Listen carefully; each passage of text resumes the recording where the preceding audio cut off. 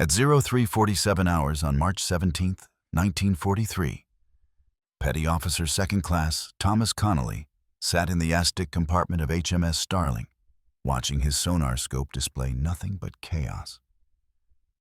The green cathode screen showed 6 identical contacts, each one potentially a German U-boat, each one potentially just a rock. 40 miles west of the Hebrides, in water 160 feet deep, the ocean had become a hall of acoustic mirrors where submarines turned invisible and merchant sailors died. The ASDIC compartment smelled like electrical equipment, overheating and damp metal. The frigate's engines throbbed through the deck plates beneath Connolly's feet. White noise hissed through his headphones, punctuated by the rhythmic ping of the sonar transmission. Each ping sent sound waves into the water. Each echo came back corrupted, multiplied, useless. Connolly's hands rested on the ASDIC controls. 26 years old, 3 years in the Royal Navy, 216 convoy escort missions, 0 confirmed U-boat kills. He'd tracked 43 sonar contacts that dissolved into acoustic clutter, exactly like this one. 43 submarines that escaped because his equipment couldn't distinguish steel from stone. Captain Frederick Walker's voice crackled through the voice tube from the bridge. "Connolly, where's my bloody submarine?" Connolly stared at the 6 identical echoes on his scope. He had no answer. The U-boat had been there 8 minutes ago. Clean contact at 1,800 yards, running hard toward shallow water. Standard escape pattern. Get into coastal zones where thermal layers and rock formations created acoustic dead zones. Hide on the bottom. Wait for the convoy to pass. Surface behind them after dark. Kill the stragglers. Convoy HX-229 was 6 miles ahead. 41 merchant ships, 300,000 tons of cargo, 8,000 men. If Connolly couldn't find this submarine, those men would die. Some of them, maybe dozens, maybe hundreds. The statistics were precise and brutal. "Lost in clutter, sir," Connolly reported. His voice stayed level, professional. Multiple echoes, bearing 260 through 285. Depth 160 feet. Unable to confirm which contact is the submarine. Silence from the bridge. Then Walker's voice again, controlled but edged with frustration. "Secure from attack. Return to convoy." Standard doctrine. When you lose contact in shallow water, you don't waste time chasing ghosts. You protect the ships you can see instead of hunting submarines you can't find. Logical. Tactically sound. Completely inadequate. Connolly acknowledged the order, but didn't move immediately. He listened to the acoustic chaos in his headphones. Overlapping echoes, sound waves bouncing off thermal layers, rock formations, the surface, the seabed. His equipment was designed for deep water where sound propagated cleanly. In shallow coastal waters, every ping created a dozen false returns. The statistics for the first quarter of 1943 told the story. Allied convoy escorts detected only 18% of U-boats operating in shallow coastal waters off Ireland and Scotland. The other 82% sat invisible on the seabed, waiting. 57 Allied merchant ships had been torpedoed from shallow water ambush positions between January and March. Over 4,000 merchant sailors dead, drowned in freezing North Atlantic water or burned alive when aviation fuel ignited. Connolly had decoded the telegram that informed his mother about his older brother. January 23, 1943. SS Empire Star torpedoed off Donegal. Lieutenant James Connolly, merchant marine officer, lost with all hands. 217 men. The submarine had attacked from shallow water, fired 3 torpedoes, submerged to the bottom, disappeared into acoustic clutter while rescue ships searched overhead. Thomas Connolly had been on convoy escort duty that week. Different convoy, same waters. He'd lost 2 sonar contacts in shallow water during that mission.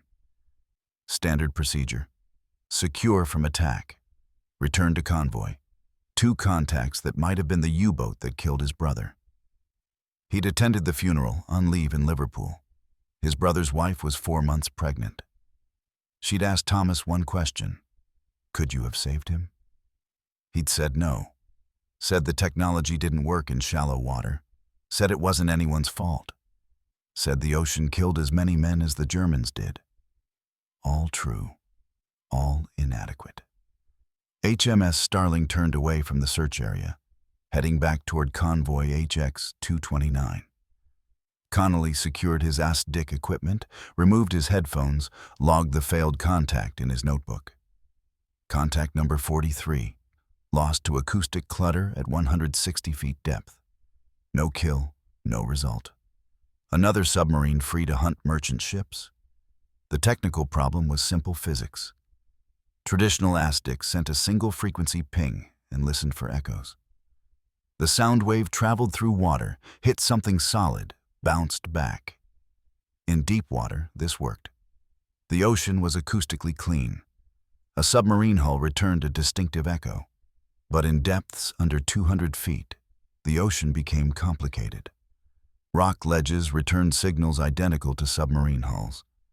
Temperature gradients bent sound waves into dead zones where echoes never returned.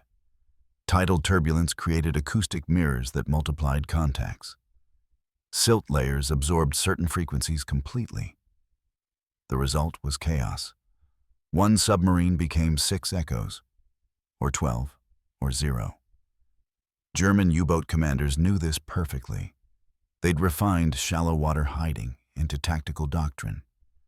When pursued by Allied escorts, they'd creep into coastal zones, find rocky bottoms, settle their boats onto stone, shut down all systems. No engines, no ventilation, no movement. Just steel resting on geology, acoustically indistinguishable from the seabed itself. Allied anti-submarine warfare doctrine acknowledged the problem bluntly. Do not pursue contacts into shallow water. The tactical disadvantage is insurmountable. Translation: let them hide. Hope they surface somewhere you can fight them. Accept that shallow water belongs to the enemy. Connolly had read that doctrine manual, had memorized it during training at HMS Osprey, the anti-submarine warfare school at Portland. The instructors emphasized acoustic principles, sound propagation theory, echo interpretation, everything predicated on the assumption that detection meant receiving clean echoes from your sonar pings. But Connolly's pre-war experience suggested a different approach.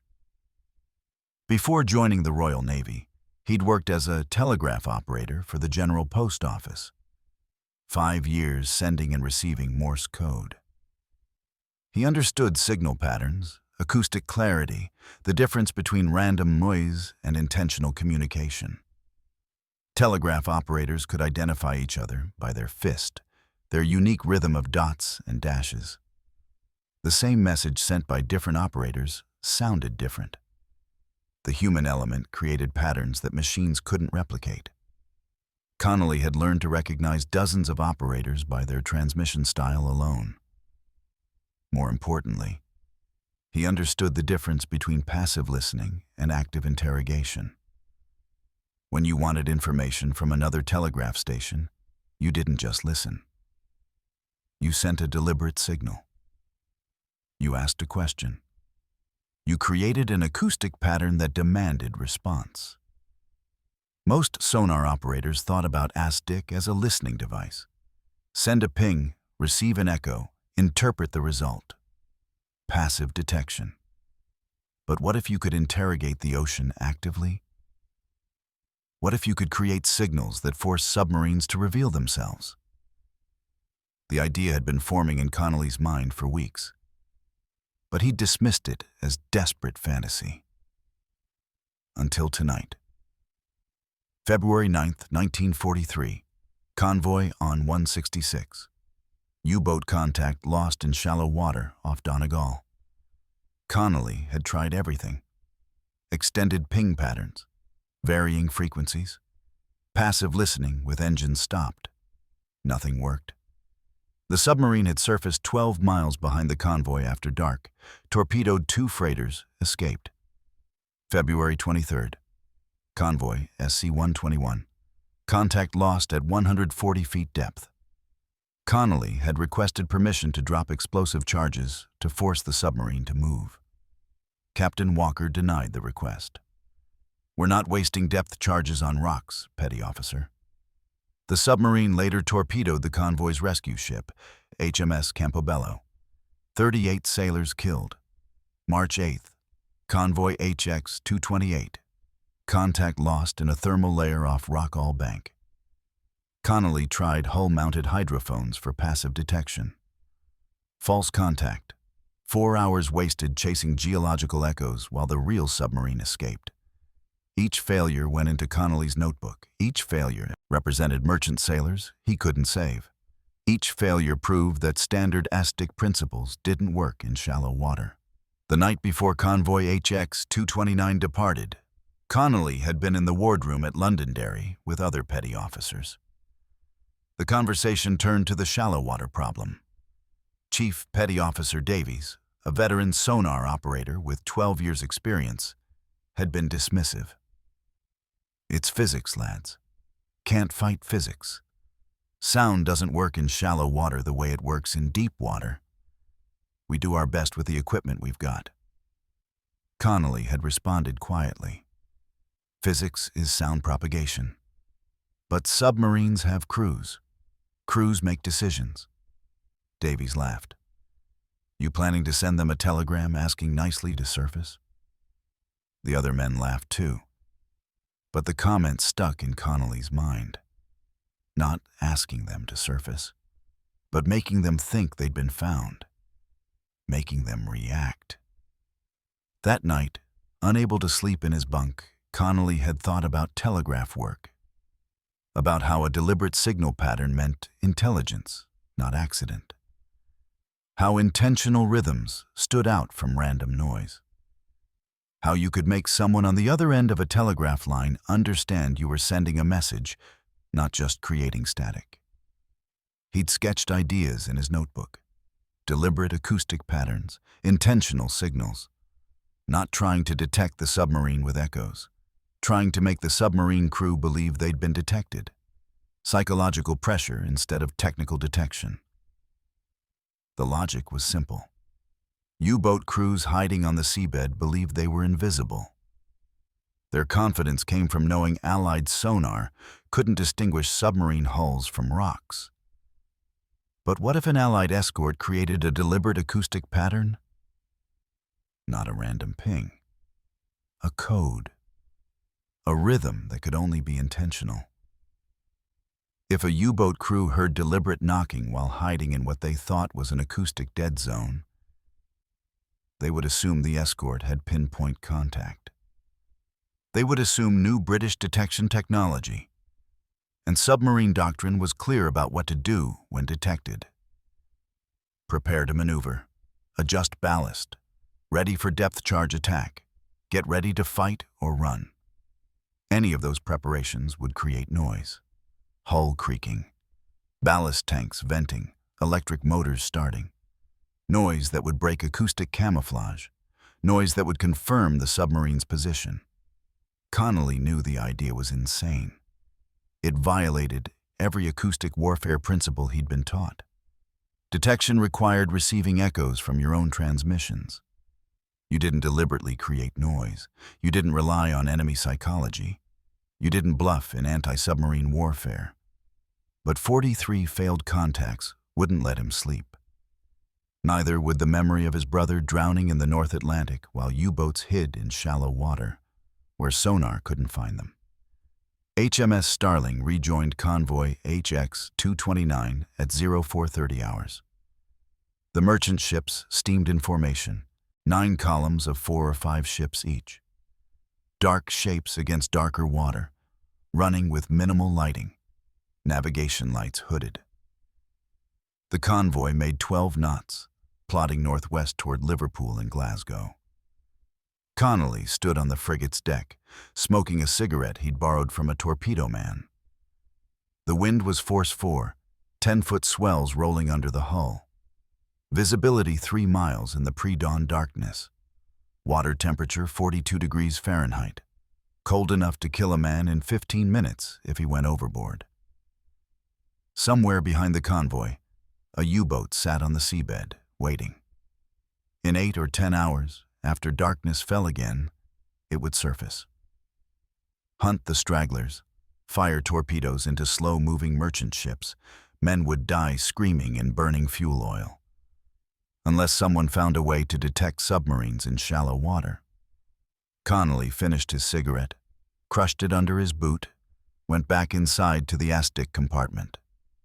He pulled out his notebook, read his notes about deliberate acoustic patterns, about psychological pressure, about making submarines think they'd been found.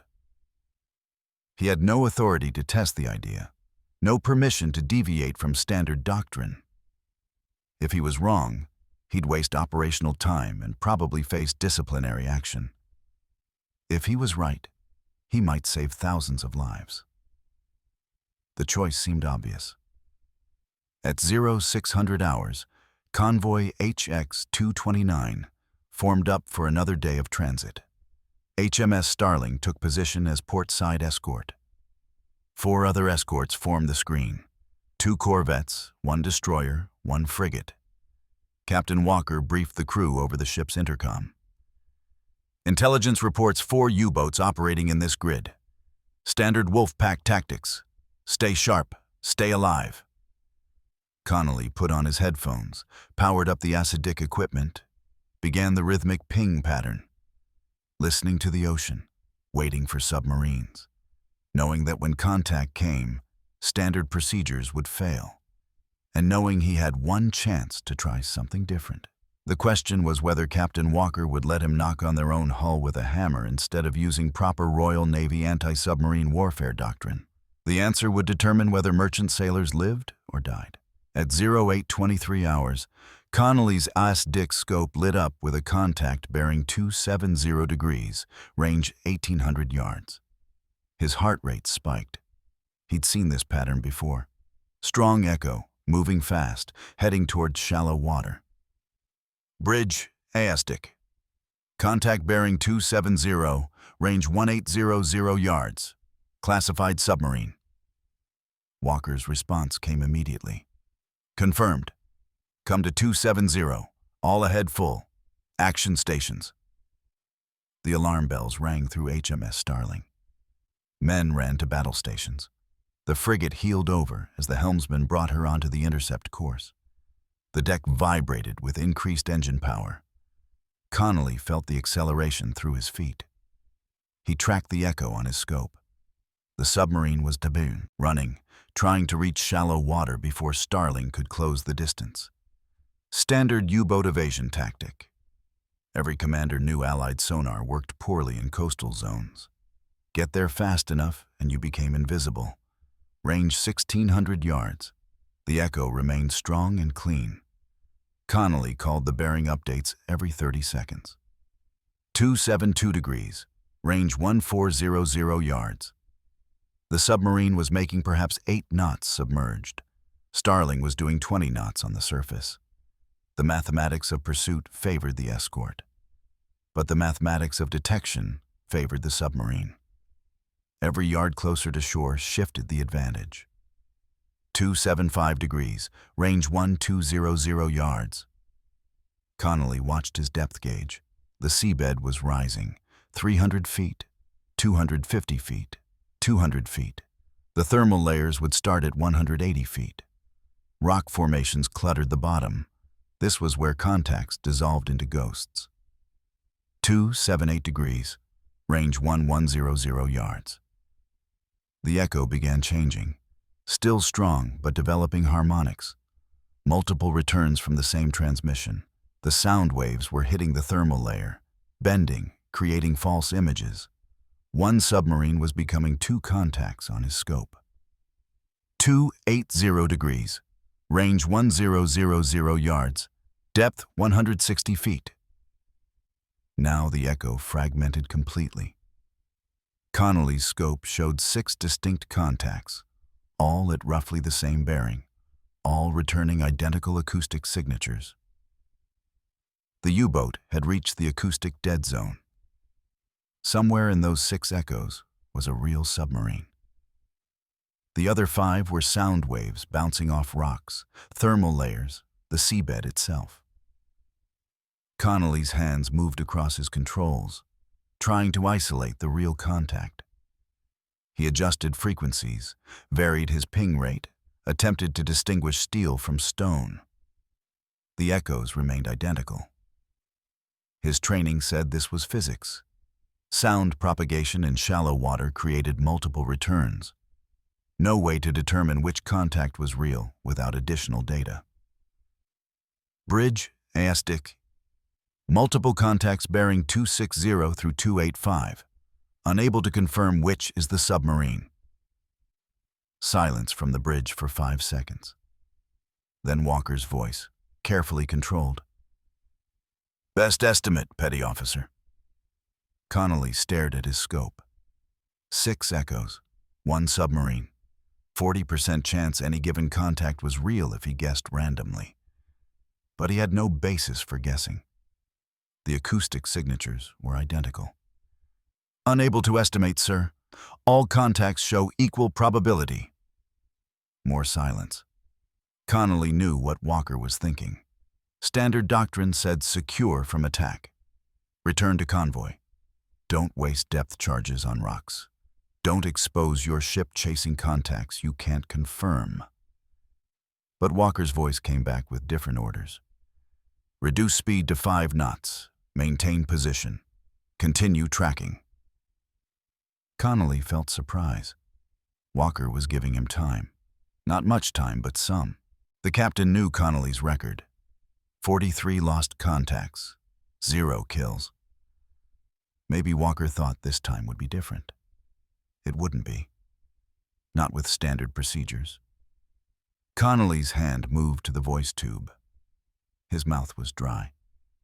What he was about to propose violated every regulation in the anti-submarine warfare manual. It was unprofessional, unproven, possibly insane. But 43 lost contacts and 4,000 dead merchant sailors gave him the courage to speak. Captain, request permission to try unorthodox detection method. The response came faster than expected. Define unorthodox. Connolly took a breath. Stop pinging. Stop engines. Create deliberate acoustic pattern using hull impacts. Make them think we have pinpoint contact. If they believe we've found them, they'll react. Any reaction creates noise. Noise breaks their camouflage. 8 seconds of silence. Long enough for Connolly to regret speaking. Long enough to imagine Walker's expression. Long enough to consider that his career might end in the next 10 seconds. Then Walker's voice, dry and precise. Petty Officer, are you suggesting we knock on our own hull? Yes, sir. 3-2-3 pattern. Repeating. Make it obviously intentional. That's the stupidest thing I've heard in 20 years of naval service. Connolly pressed forward. He had nothing to lose now. Sir, if they believe we've found them, they'll react. They'll adjust ballast, prepare to maneuver. That creates noise. We can track noise. And if they don't react, we're sitting dead in the water while the convoy steams away unprotected. We've already lost contact, sir. Standard procedure means returning to convoy empty-handed. Connolly paused, then added the word that mattered. Again. The word hung in the air between the ASDIC compartment and the bridge. Walker knew Connolly's record as well as Connolly did. 43 contacts lost. 43 submarines that escaped to kill merchant ships. 43 failures using standard doctrine. Walker's decision came after another 5 seconds. You have 5 minutes. If this doesn't work, we return to convoy, and you're on report for wasting operational time. Clear? Clear, sir. Execute your madness, Petty Officer. Connolly felt his hands trembling slightly as he reached for the engine room voice tube. ASDIC to engine room. Captain's orders. Stop all engines. Prepare for full stop. The engineering officer's voice came back skeptical. Confirm stop all engines? Confirmed. Captain's orders. Acknowledged. Coming to full stop. Connolly secured his ASDIC transmitter. The rhythmic pinging stopped. He removed his headphones, stood from his station, moved to the equipment locker. His hands found the ball-peen hammer stored there for maintenance work. 3 pounds, wooden handle, steel head. Designed for striking metal without deforming it. The ASDIC compartment had exposed hull plating near the hydrophone mounts. Standard construction for quick access to acoustic sensors. Connolly positioned himself next to the plating. The metal was cold under his palm. He could feel HMS Starling's motion through the deck, the 10-foot swells rolling under the hull. The ship's engines stopped. The vibration ceased. Sudden silence except for the creak of the hull, the slosh of water against the sides, the distant sound of wind. Connolly put his headphones back on, listened to the ocean without the interference of his own ship's machinery, heard wave noise, tidal current, the groan of the hull working in the swell. Nothing artificial, nothing mechanical. The U-boat was out there somewhere, silent on the seabed, believing itself invisible. He raised the hammer. His heart hammered harder than he intended to strike the hull. 300 men on this ship, all of them depending on him either to find the submarine or admit defeat and return to convoy. His career balanced on whether acoustic psychology worked better than acoustic physics. Connolly swung the hammer. 3 sharp strikes against the hull plating. Clang, clang, clang. The metal rang. The sound transmitted through the steel hull into the water. Sound waves spreading outward from HMS Starling's position, traveling through the ocean at 4,800 feet per second, reaching the U-boat's hull in less than a second at current range. He counted to 5. 1, 2, 3, 4, 5. 2 strikes. Clang, clang. Count to 5 again. 3 strikes. Clang, clang, clang. The pattern complete. 3, 2, 3. Obviously deliberate. Obviously intentional. No natural phenomenon created that rhythm. Only human intelligence created patterns like that. Connolly waited, listening through his headphones. 30 seconds. He heard ocean noise, nothing more. Wave action, current, the creak of Starling's hull. No response from the U-boat. He repeated the pattern. 3, 2, 3. Pause. 3, 2, 3. Another 30 seconds of ocean noise. Walker's voice came through the voice tube. Anything, Petty Officer? Negative, sir. Continuing pattern. Connolly's palms were sweating. The hammer felt slippery in his grip. He'd proposed this insane idea, and now it was failing. 5 minutes. Walker had given him 5 minutes. He'd already used 2. Third repetition. Clang, clang, clang, pause, clang, clang, pause, clang, clang, clang. He listened. Ocean noise, wave action, current, hull creaking, then something else. Faint metallic groan bearing 265 degrees. Low frequency. The sound of metal under stress. Something shifting, adjusting. Not rock, not current. Metal. Hull plating flexing under pressure change. Connolly's breath caught. He pressed his headphones tighter against his ears, listened with absolute concentration. There. Again. Bearing 265. Definitely metallic, definitely artificial. His hand shot to the voice tube. Contact. Bearing 265, range approximately 1,000 yards. Something just moved. Metallic sound, hull stress. Walker's response was instant. Confirm contact. Connolly grabbed the hammer, repeated the knock pattern immediately. 323. Not waiting, pressing the psychological pressure. If the U-boat crew heard it once and thought they'd been found, hearing it again would confirm their fear. This time the response was unmistakable. Hiss of compressed air, distinctive sound of ballast tanks venting. High-pressure air forcing water out of tanks. The submarine was adjusting buoyancy, preparing to move, getting ready to maneuver. Confirm submarine, sir. Target is venting ballast tanks, bearing 265, preparing to maneuver. Walker's voice carried satisfaction now. All ahead slow. ASDIC active. Prepare depth charge attack. Connolly powered up his ASDIC transmitter. The familiar ping resumed. But now he had a bearing. Now he knew where to look. The returning echo came back clean and strong.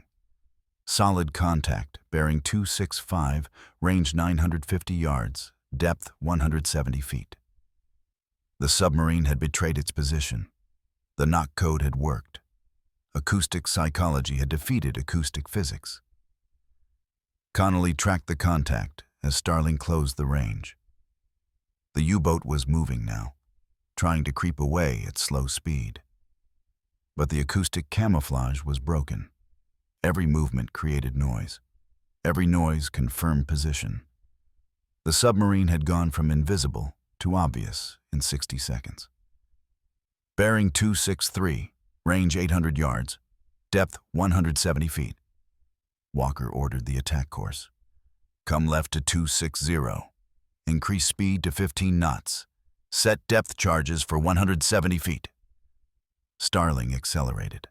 The deck vibrated with engine power. Connolly maintained his track, calling ranges every 20 seconds. The submarine was trying to run now, desperation replacing stealth. Too late. The frigate was faster, and the acoustic contact remained solid. Range 600 yards, bearing 261. The depth charge crews worked on the stern. Loading throwers, setting fuses.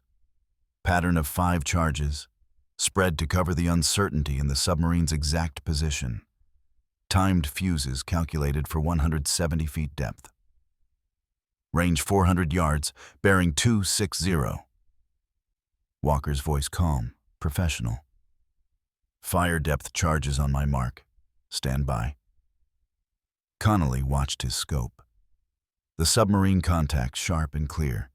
No ambiguity now. No acoustic clutter, just a U-boat trying desperately to escape. Range 300 yards, steady on bearing 260. Fire! The depth charge crews released their weapons. 5 cylinders rolled off the stern, splashed into the water behind Starling.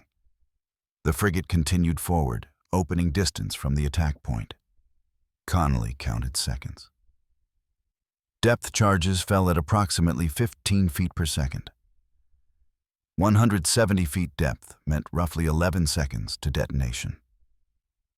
He tracked the submarine contact, watching for evasive maneuvers.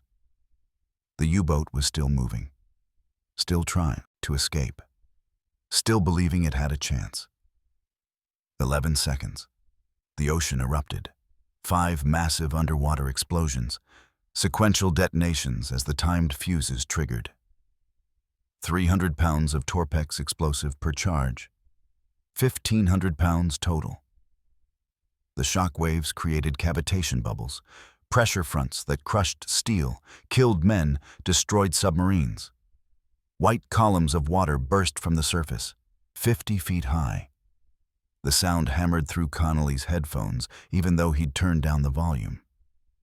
His ASDIC scope went white with interference, all contacts lost in the acoustic chaos of the explosions. 30 seconds of turbulence. Sound waves bouncing, echoing, reverberating. Impossible to detect anything. Connolly waited for the ocean to settle, knowing that when it cleared, he would either see a submarine contact running or see nothing. The acoustic chaos faded. The ocean began to quiet. Connolly adjusted his ASDIC sensitivity, searched the water where the submarine had been. No contact, no echo, no moving target. But new sounds: breaking metal, high-pitched squealing of steel tearing, rush of water under high pressure, compressed air venting in volume, all the sounds of a submarine's pressure hull failing. Bridge, ASDIC, submarine breaking up, hull failure sounds bearing 260. Connolly maintained his watch on the scope. No more running contact, just the sounds of destruction. 30 seconds later, evidence appeared on the surface. Oil slick, wide and spreading, 40 yards across already. Dark rainbow sheen on the gray water. Engine oil from the U-boat's diesel tanks rising from the wreckage on the seabed. Debris followed. Wooden planking, canvas, personal effects, a boot, papers, the fragments of a submarine crew that had hidden in shallow water believed themselves safe, panicked when they heard knocking on steel, and died when their fear betrayed their position. Walker's voice through the tube, quiet with professional satisfaction. Confirmed kill. HMS Starling's first U-boat in 18 months of convoy escort duty. Connolly's first kill in 216 missions, all because of 3 hammer strikes and the psychology of fear. Connolly logged the kill in his notebook. Contact number 44, engaged at 0832 hours, destroyed at 0847 hours. Method: acoustic interrogation, hull impact pattern 323. Result: confirmed kill. He stared at the entry for a long moment. 43 failures, 1 success. The ratio wasn't good, but the principle was proven. You didn't need to detect submarines with echoes. You needed to make them think you'd detected them. You needed to make them afraid. The question was whether 1 success proved the concept, or whether he'd just gotten lucky with a panicked U-boat crew. HMS Starling returned to convoy HX 229 at 10:15 hours. Walker filed his contact report with Western Approaches Command, describing the unorthodox, acoustic interrogation method that resulted in a confirmed kill. By evening, every escort commander in the group was requesting details. By midnight, Connolly knew his hammer and his psychology were about to be tested again, because word was spreading through the Royal Navy that there might be a way to find submarines in shallow water. And submarines were listening. HMS Starling reached Liverpool on March 20th, 1943, 72 hours after the kill.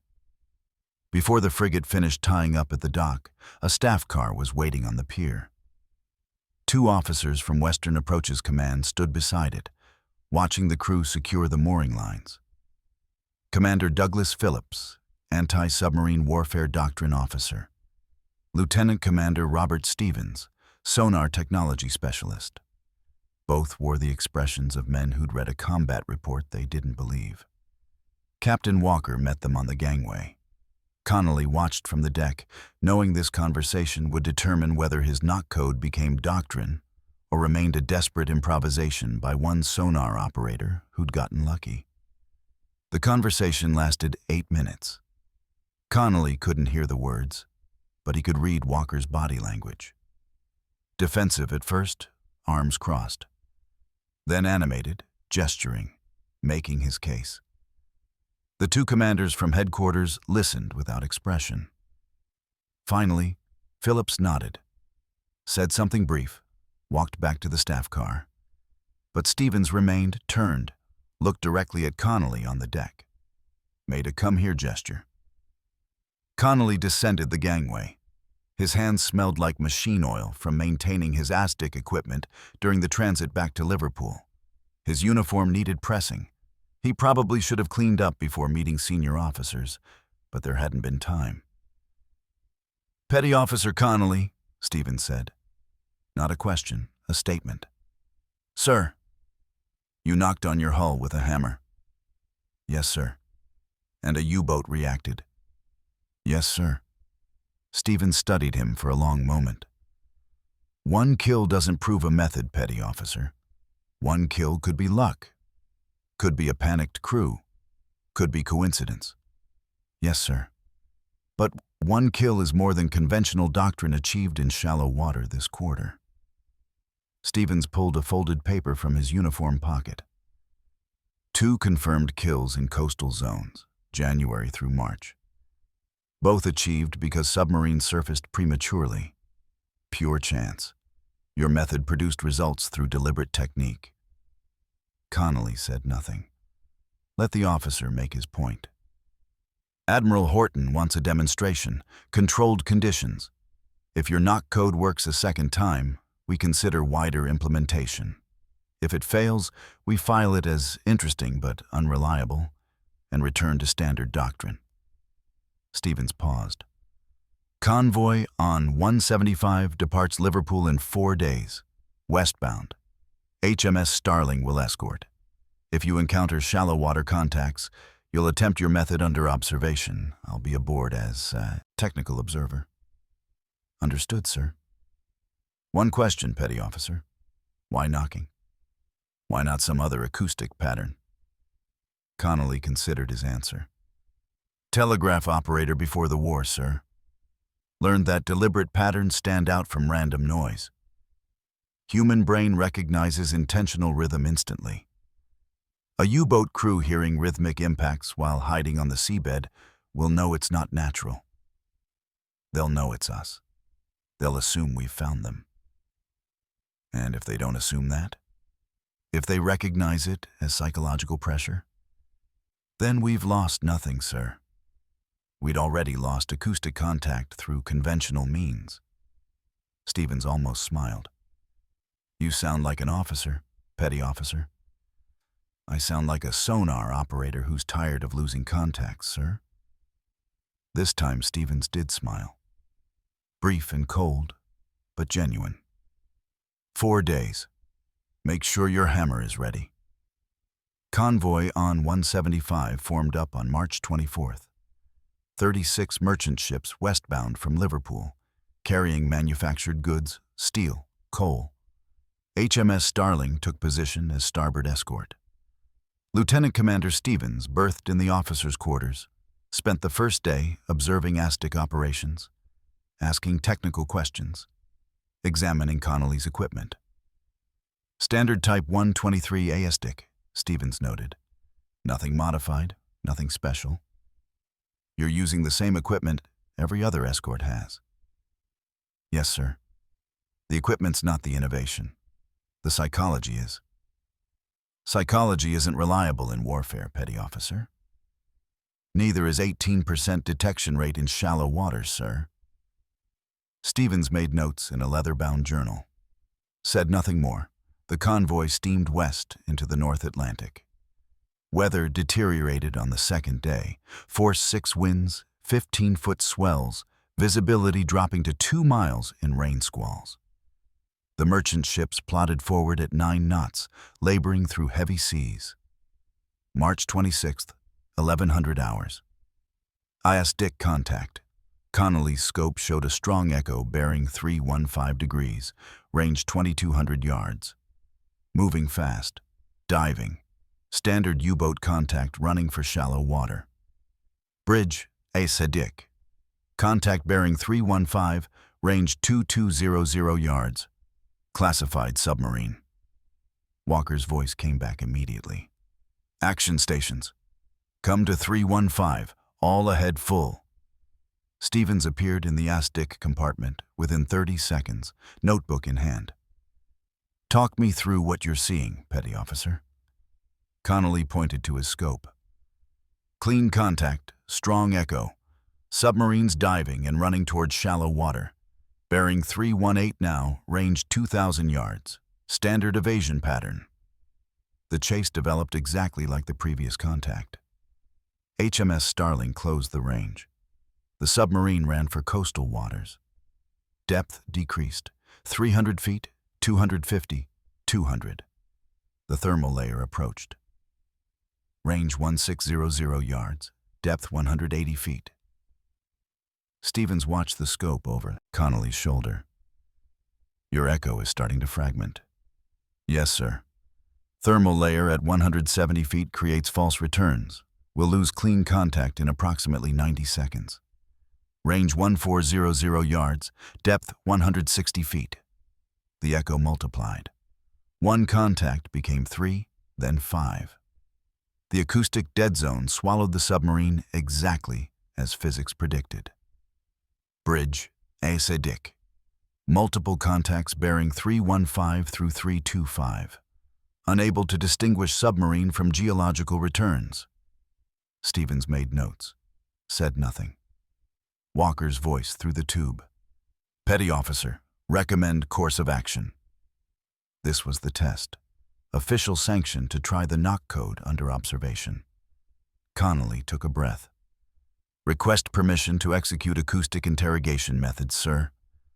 Pattern 424, more complex than previous attempt. Permission granted. Commander Stevens is observing. Make it work. Connolly ordered engines stopped, ASDIC secured. HMS Starling went silent, wallowing in the 15-foot swells. Rain hammered the deck above. Wind howled through the rigging. But in the ASDIC compartment, Connolly could hear only his own breathing and the creak of the hull. He grabbed his hammer, positioned himself at the hull plating. Stevens stood 3 feet away, watching with clinical detachment. 4 strikes. Clang, clang, clang, clang. Count to 5. 2 strikes. Clang, clang. Count to 5. 4 strikes. Clang, clang, clang, clang. The pattern echoed through the water. More complex than 323. More obviously intentional. Impossible to mistake for natural phenomena. Connolly put his headphones on, listened. 30 seconds. Ocean noise, wave action, hull working in the swell. Nothing artificial. Stevens checked his watch, made a note, said nothing. Connolly repeated the pattern. 424. Pause. 424. Another 30 seconds. Still nothing. Stevens wrote in his notebook. Connolly could imagine the words, "Method fails under controlled observation." Results from first attempt were coincidence. Connolly raised the hammer for the 3rd repetition. His hands were steady now. Either this worked or it didn't. Either the psychology was sound or he'd wasted everyone's time. 424. Pause. 424. He listened. 60 seconds. Nothing. Then, whir of electric motor. Faint but unmistakable. Bearing 320 degrees. The distinctive sound of a submarine's electric propulsion system starting. The U-boat was trying to creep away at slow speed, believing it had been found, attempting to escape before depth charges fell. Contact. Bearing 320. Electric motor startup. Target is attempting to maneuver. Stevens moved to Connolly's side, listened through the secondary headphones. 5 seconds. Then he nodded. Confirmed. Electric motor bearing 320. He's moving. Connolly powered up his ASDIC. The ping returned a clean, solid echo. Bearing 320. Range 1,300 yards. Depth 140 feet. The submarine had broken its acoustic camouflage. Psychology had defeated physics again. The attack developed quickly. Walker closed to 400 yards. Depth charges set for 140 feet. Pattern of 5 charges. The ocean erupted. The submarine broke apart. Oil and debris rose to the surface. Confirmed kill number 2. Stevens filled 3 pages in his notebook during the attack. After HMS Starling secured from action stations, he found Connolly in the ASDIC compartment. That wasn't luck, Petty Officer. No, sir. The principle is sound. Create deliberate acoustic pattern, force psychological pressure. Enemy reacts. Reaction creates detection opportunity. Stevens closed his notebook. I'm recommending immediate field trials across all escort groups. Admiral Horton will want formal documentation, standardized procedures. You'll need to draft operational guidelines. I'm a petty officer, sir. Not qualified for doctrine writing. You're qualified because you invented it. I'll handle the formatting. You provide the technical details. How long did you wait between knock patterns? What rhythms work best? How do you distinguish genuine response from random ocean noise? Everything a sonar operator needs to know. Connolly thought about his notebook, his observations from 2 successful engagements. I can have something written by the time we reach Liverpool, sir. Good. Because if this works as consistently as I think it will, every escort in the North Atlantic will be using your hammer by summer. Word spread through the escort group before HMS Starling reached Liverpool. Radio chatter between escorts included references to the knocking method.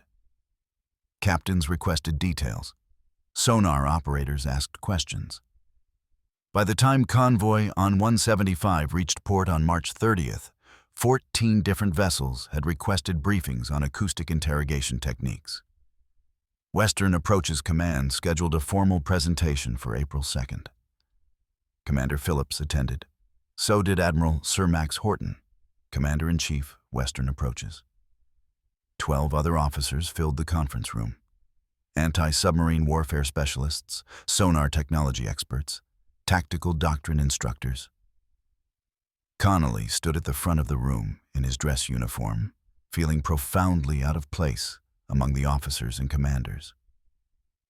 He'd never briefed flag officers before, never presented tactical doctrine to men who wrote the manuals he'd learned from. Admiral Horton spoke first. Petty Officer Connolly. 2 confirmed kills using unorthodox methods, both in shallow water where conventional ASDIC fails. Explain your technique.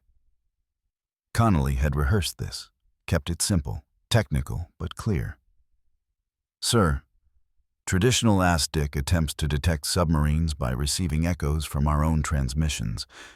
In shallow water, this fails because echoes from submarine hulls are indistinguishable from echoes from geological features.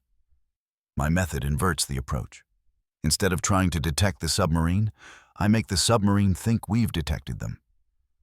Through knocking on your hull, Phillips said. Not quite skeptical, but not convinced either. Yes, sir. Deliberate acoustic pattern. 3-2-3 or 4-2-4 rhythm, repeated at 30-second intervals. The pattern is obviously intentional. No natural phenomenon creates that rhythm. A U-boat crew hiding on the seabed hears deliberate knocking and assumes we have pinpoint contact. What if they simply ignore the knocking? Phillips again. Then we've lost nothing, sir. We'd already lost acoustic contact through conventional means. The knock code costs us 5 minutes of time. If it fails, we return to convoy. If it succeeds, we kill a submarine. Admiral Horton leaned forward. But why do they react? Why don't they maintain silence and let us waste our time? This was the critical question. Connolly chose his words carefully. Submarine doctrine, sir. When detected, U-boats are trained to prepare for depth charge attack. That means adjusting ballast, preparing to maneuver, readying for either fight or flight. These preparations are instinctive, drilled into crews through training. When they hear deliberate knocking, their training takes over. They assume new British detection technology. They react according to doctrine. The reaction creates noise. Noise confirms their position. Horton sat back. You're using their own training against them. Yes, sir. Psychology instead of technology. Stevens spoke up. I observed the second engagement personally, Admiral. The method is repeatable. The U-boat responded exactly as Petty Officer Connolly predicted. Electric motor startup 90 seconds after the third knock pattern. ASDIC contact immediately following. Clean kill. Phillips objected. Sir, this undermines fundamental acoustic warfare principles. We're teaching sonar operators to create noise instead of listening for echoes. It's backwards. It's effective, Horton said. Continue, Petty Officer. What are the limitations of your method? Connolly had thought about this extensively. 3 main limitations, sir. First, it only works in shallow water where conventional ASDIC fails anyway. In deep water, standard procedures are superior. Second, it requires complete silence from our own ship. Engine stopped, ASDIC secured. That leaves us vulnerable for up to 5 minutes. Third, effectiveness may decrease if German crews learn about the technique and train to resist psychological pressure. That third limitation concerns me, Phillips said. Once the Germans understand this is psychological warfare, they'll train crews to ignore knocking sounds. Your method becomes obsolete. Possibly, sir. But even if effectiveness decreases, we'll have forced a tactical change. U-boats may avoid shallow water entirely, rather than risk the psychological pressure. That alone provides strategic value. Shallow water ambush is a primary tactic. If we eliminate it, we save merchant ships. Horton looked at Stevens. Your assessment, Commander? The method is sound, Admiral. I recommend immediate implementation across all escort groups. We'll see diminishing returns over time as German crews adapt. But the short-term tactical advantage is significant. Additionally, forcing U-boats out of shallow water shifts operational advantage to our escorts. ASDIC works properly in deep water. We want submarines operating where our technology functions. Phillips tried one more objection.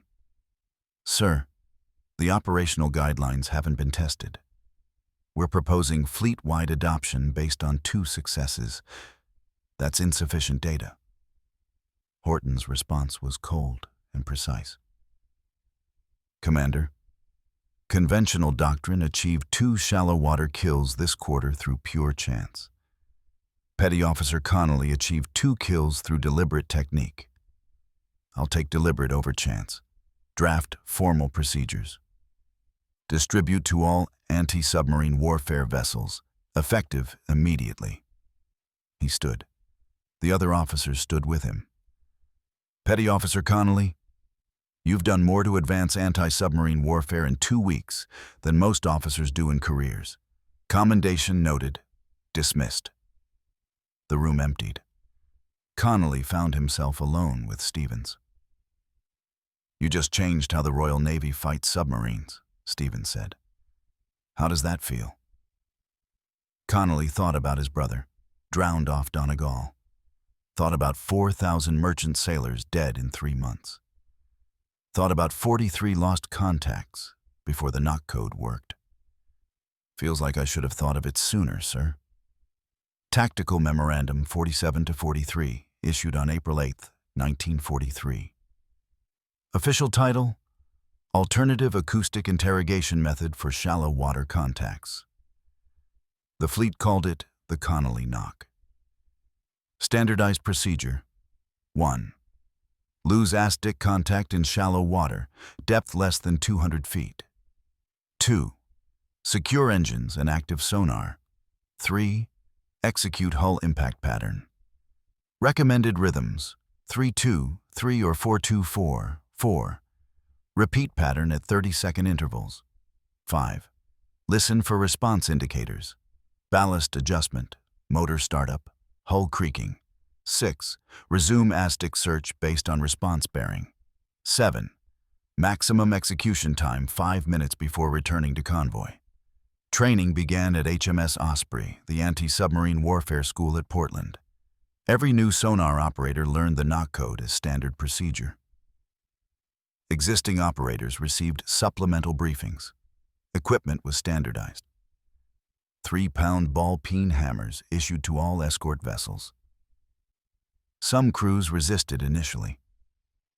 Destroyer HMS Vedette's sonar operator, a career Navy man with 15 years' experience, refused to use the method. "I'm a professional, not a bloody carpenter banging on metal." His captain relieved him, assigned a replacement willing to try new techniques. The new operator achieved 3 confirmed kills in 2 months using the knock code. Corvette HMS Snowflake's crew embraced the method enthusiastically. They nicknamed their hammer Jerry's Doorbell, painted the handle with a small swastika for each successful engagement. By June, the hammer had 4 swastikas. Frigate HMS Swale went further. Their hammer handle read, "U-boat alarm clock, wake up and die." The crew chief claimed it improved morale. Probably did. Results accumulated through April, May, June, July. Knock code employed 47 times. Successful response elicited 31 times. 66% success rate. Confirmed U-boat kills 14.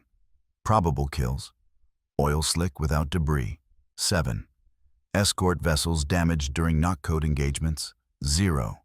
Comparison to the previous quarter, January through March. Conventional shallow water engagements 39. Successful acoustic contact maintained 7. 18% success rate.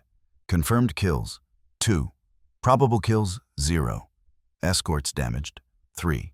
All from torpedo hits while prosecuting uncertain contacts. The statistics were undeniable. Shallow water detection improved from 18% to 66%. U-boat losses in coastal zones increased 47%. Merchant ship losses from shallow water ambush decreased 61%. Admiral Horton's comment in the quarterly report to the Admiralty: "Unorthodox methods achieving orthodox results. Dead submarines and living merchant sailors." But the Germans noticed. May 19, 43. Kriegsmarine Signals Intelligence intercepted increased radio traffic about acoustic phenomena. U-boat commanders filing unusual contact reports. Kapitän Leutnant Werner Klose, commanding U-415, reported from patrol off the Hebrides. Metallic impacts on hull while in acoustic dead zone. Pattern repeated at regular intervals. Appeared deliberately intentional. Suspected new Allied detection technology. Executed emergency maneuver. Subsequently depth-charged. Escaped with moderate damage. Korvettenkapitän Hans Treuer, U-523, reported similar experience. Regular knocking sounds detected while on seabed. Depth 150 feet. Believed escort vessel had achieved pinpoint contact through unknown means. Attempted to relocate position. British frigate immediately acquired solid ASDIC contact. Sustained depth charge attack. Severe damage. Forced to abort patrol. U-boat command, BDU, requested technical analysis from the Kriegsmarine Acoustics Laboratory. German naval scientists investigated possibilities. New active sonar frequency capable of penetrating thermal layers? Passive acoustic triangulations using multiple vessels? Magnetic anomaly detection? Seismic sensors deployed on the seabed? They never considered the actual answer. Never imagined the British were simply knocking on their own hulls with hammers, relying on psychology rather than technology. The assumption: British technological breakthrough. The German response came June 1st. BDU issued tactical guidance to all Atlantic U-boats. Recent intelligence suggests Allied escorts may have developed enhanced detection capability in shallow water. U-boat commanders are instructed: do not react to acoustic phenomena while in coastal hiding positions. Maintain complete silence regardless of sounds detected. Trust acoustic camouflage. Surface or maneuver only if depth charges actually fall within lethal radius. Discipline and patience will defeat enemy technology. The guidance distributed through Enigma channels to every operational U-boat. But human psychology undermined tactical doctrine. When you're sitting on the seabed in a steel tube, in darkness, in silence, and you hear deliberate knocking directly overhead, every instinct screams that you've been found. Training says, prepare for attack. Doctrine says, stay silent. The psychological conflict paralyzes rational decision-making. Some U-boat crews maintained discipline, heard the knocking, stayed silent, waited. The British escorts eventually gave up and departed. No casualties. Discipline rewarded. Other crews panicked, heard the knocking, assumed detection, reacted according to training. British escorts achieved immediate ASDIC contact. Depth charges followed. Submarines died. The unpredictability became its own tactical advantage. British escorts couldn't know which U-boats would react and which would maintain discipline. But even a 66% success rate was vastly superior to the previous 18%. The knock code remained effective despite German awareness, and the strategic impact extended beyond individual kills. By August, German U-boat doctrine shifted fundamentally. BDU issued new operational orders. Minimum operating depth 300 feet. Avoid coastal zones unless operationally essential. Preference for mid-ocean intercept positions where acoustic conditions favor submarine operations. The knock code had driven U-boats out of shallow water entirely. Merchant ship losses from shallow water ambush effectively eliminated. Connolly received promotion to Chief Petty Officer in September, awarded the Distinguished Service Medal. The citation read, "For developing innovative anti-submarine warfare techniques resulting in confirmed destruction of enemy vessels and preservation of Allied merchant shipping." Admiral Horton personally pinned the medal during a ceremony at Western Approaches Command Headquarters. 14 other sonar operators attended, all trained in the knock code method. Horton's speech was brief. Warfare advances through courage to question doctrine. Chief Petty Officer Connolly questioned whether detection required seeing the enemy or merely making the enemy think they'd been seen. His answer saved thousands of lives. Connolly's response, equally brief. "I just wanted to stop losing contacts, sir." That evening, Connolly walked the Liverpool docks, watched merchant ships unloading cargo, steel, grain, ammunition, fuel, the materials of war flowing into Britain because U-boats no longer controlled the shallow approaches.